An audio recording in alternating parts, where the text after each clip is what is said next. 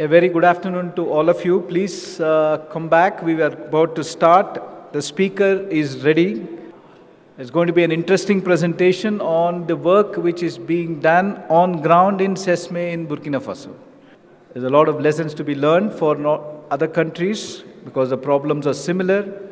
We are very fortunate to have somebody very senior from LWR project to give us an overview of what is going on as a part of USDA efforts to increase productivity, to aggregate farmers, aggregate produce, address some of the issues which we talked about earlier in the session. To speak on that, we have with us Mr. Paul Macek, who is the Associate Vice President, Rural Economies and Agricultural Livelihood of Corus International. He's been a part of LWR and he has been a part of this entire project on Sesame marketing and exporting. Ladies and gentlemen, a round of applause for Mr. Paul Macek as he comes to deliver his speech on the project on Sesame marketing and exporting. Please come, sir.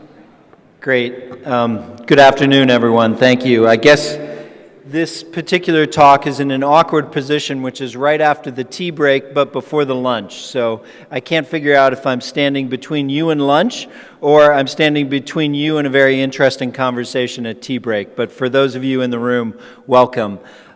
This project has been long running for about 6 years now.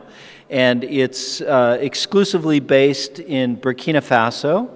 And as you can see, I'm the Associate Vice President for Rural Economies and Agricultural Livelihoods with Corus International. Corus International is a group of companies that includes for-profit and not-for-profit companies.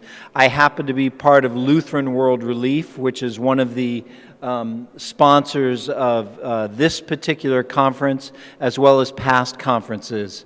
And we're fortunate to be able to be here largely thanks to the generous support of the United States people through the United States Department of Agriculture.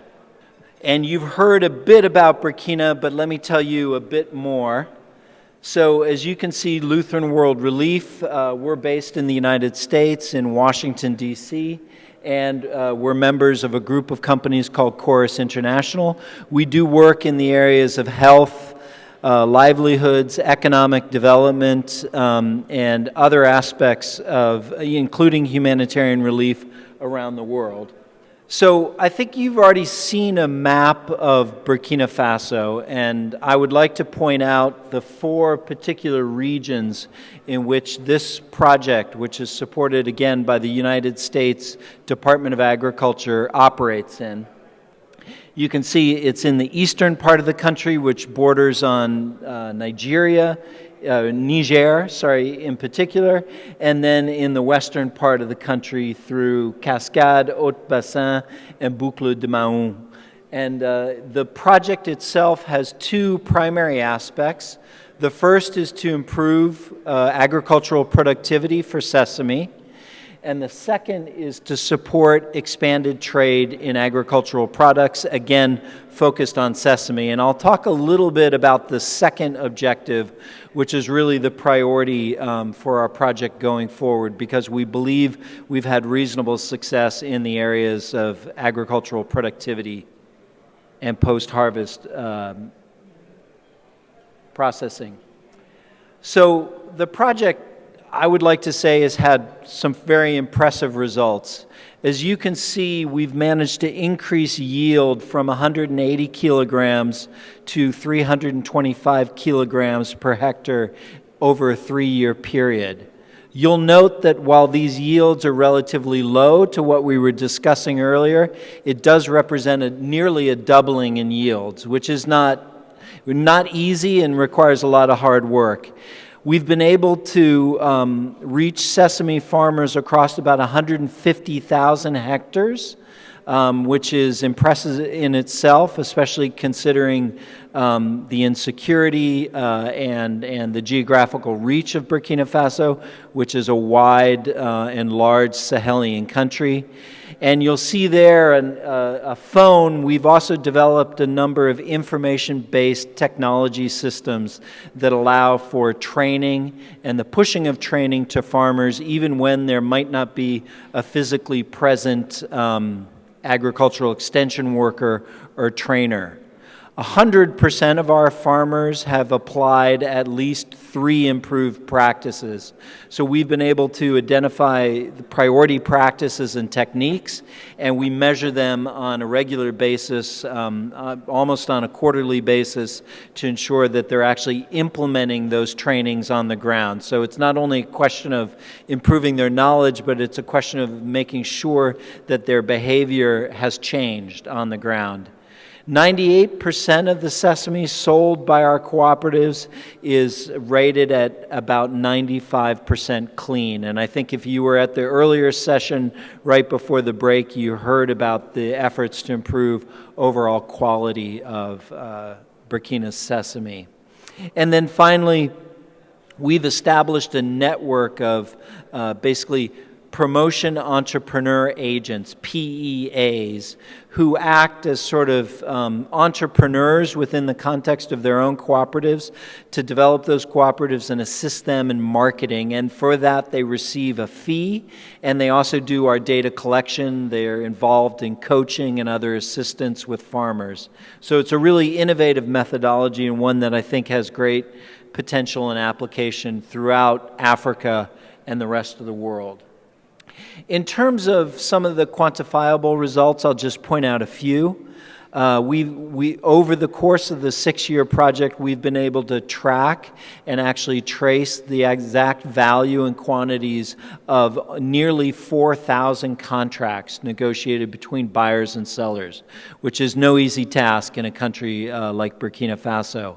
In addition to that, those contracts have covered almost 300,000 metric tons of sesame, including a vast increase from the number that we assessed before the project began, which was only about 3,000 metric tons that were actually based on a contract. We've increased that almost 1,000-fold to take it to 300,000 metric tons covered by formal contracts. The value of the sales has reached almost $200 million over the course of the project. As you can see, prior to the beginning of the project, there was only about $3 million worth of sales that were able to actually be traced in a contractual form. And then we've increased the number of producers that are actually involved, active in their cooperatives, and selling through their cooperatives. So today, as compared to when the project began, when almost none of the farmers were selling through cooperatives, we now have 75% of farmers, that's 75% of about 85,000 farmers, who are actively marketing and grossing up their proceeds through their cooperatives and their unions, which are apex cooperatives. In terms of challenges in the future outlook, we've identified a few, and I want to emphasize that because I've heard it again and again with several of the presentations already today. So one of the big challenges is identifying the particular attributes and specifications of Burkina sesame itself. How do we distinguish Burkina sesame from Nigerian sesame or from Tanzanian sesame? Even if it's the same variety, what are those unique characteristics?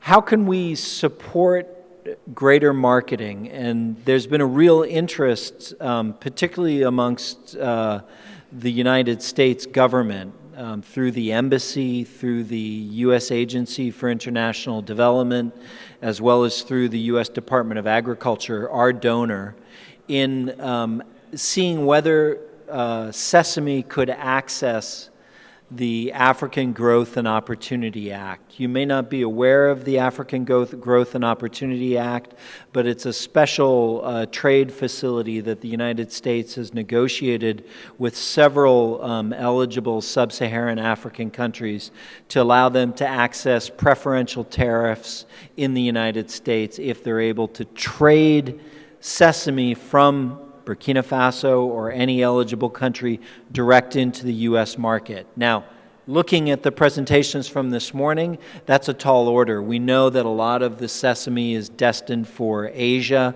and the Middle East, and that's understandable given the history and the dietary preferences and cultural preferences. But still, the United States and the North American markets are large and are increasingly consuming healthy plant-based proteins, and I think sesame is an excellent example of that. So we'd like to work with any of you who are interested in trying to access the AGOA facilities, because in the coming year we'll be promoting that in particular.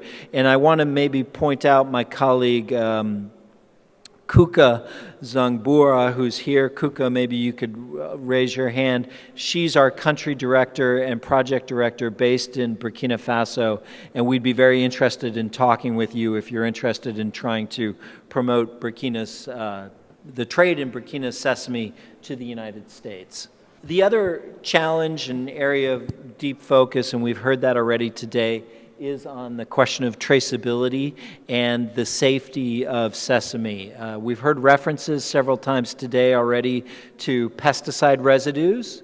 That's an important consideration and an increasingly important consideration. We've also heard reference to the potential or possibility of salmonella outbreaks. And we know that in the case of Burkina's sesame, there's been a few colonizations of the sesame shipments by salmonella, which pose a huge trade barrier to Burkina's export potential.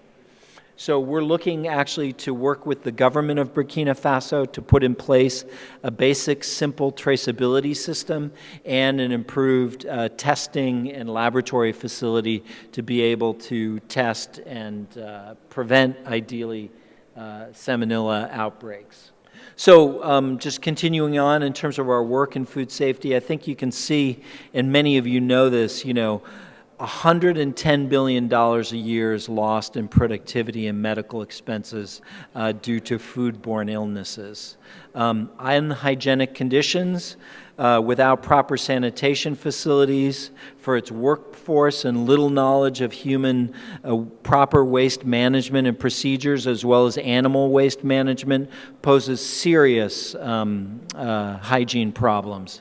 Attempting to establish an enabling regulatory ecosystem to identify, incentivize, and encourage proper practices and marketing with farmers, producers, and marketing actors is a real challenge, especially in the developing world. And we also know that food safety issues are receiving growing importance due to the number of people affected and the frequency of outbreaks that we're seeing across many food groups. So food safety often is a good test for the quality of the overall food system, because if you have an outbreak and you can't detect it, it can then cause problems down the line.